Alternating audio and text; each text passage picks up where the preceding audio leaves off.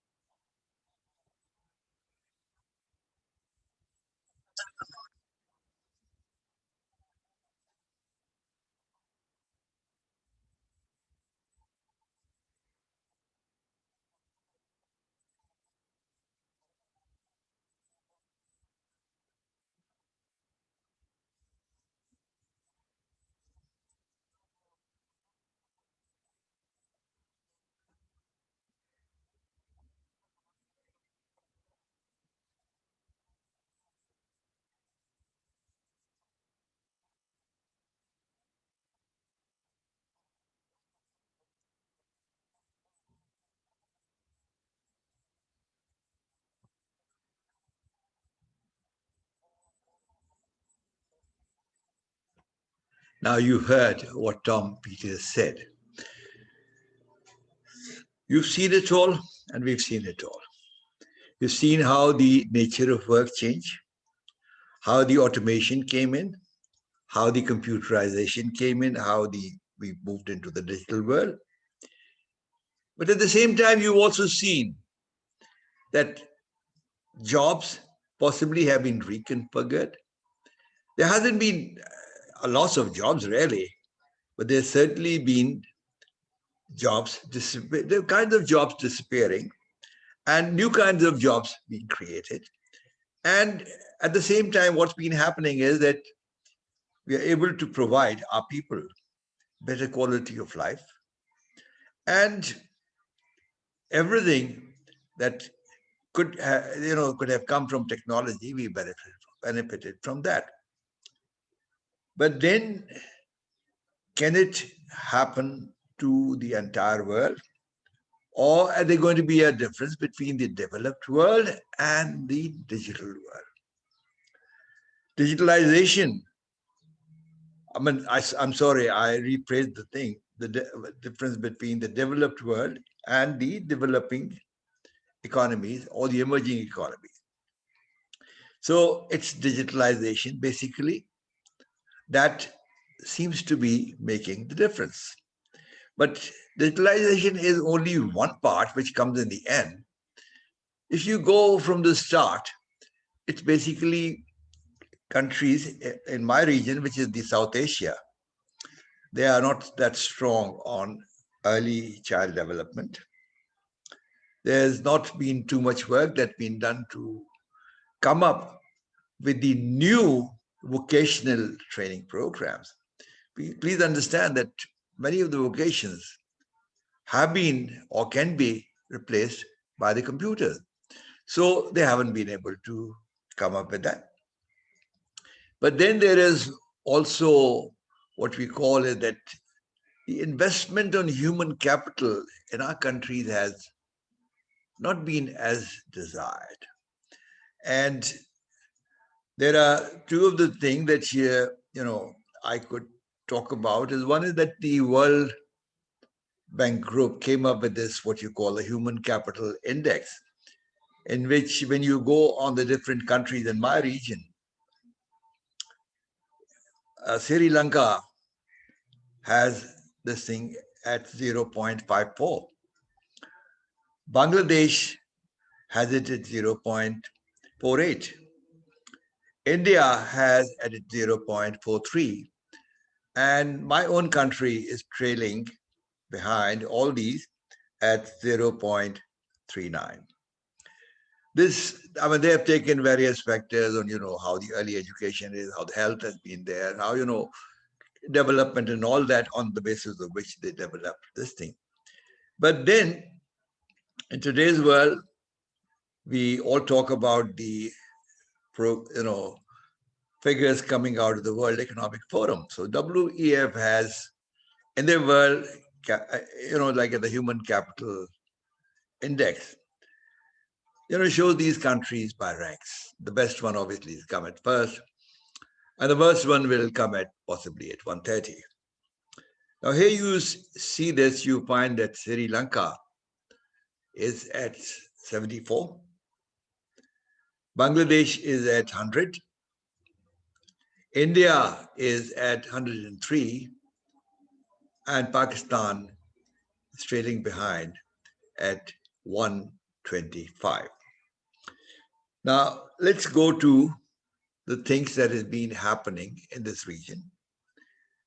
One of the most alarming things is that there is a huge number of children running into millions which have been out of schools, especially in India and in Pakistan. Very large population. Millions and millions. And that's not the only bad part. There is also what we call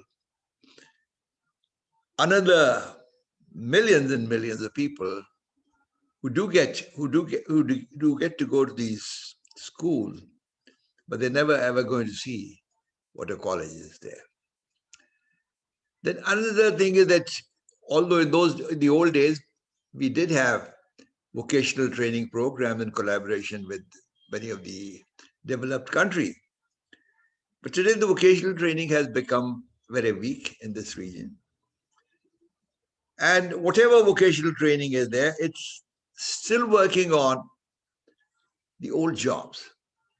Like I said, and Tom Peters said, or JPML says, the old jobs get reconfigured or digitalized or disappear. So we've got to be thinking of new jobs. As I believe that you'll have to come up with things that are creative, that could not be done with the robots or the artificial intelligence. So for that, what you need to do is you need to start investing in your human capital. I mean, your human resource must be seen as a capital. When we talk of capital, we say that, okay, I invested this capital, is going to grow.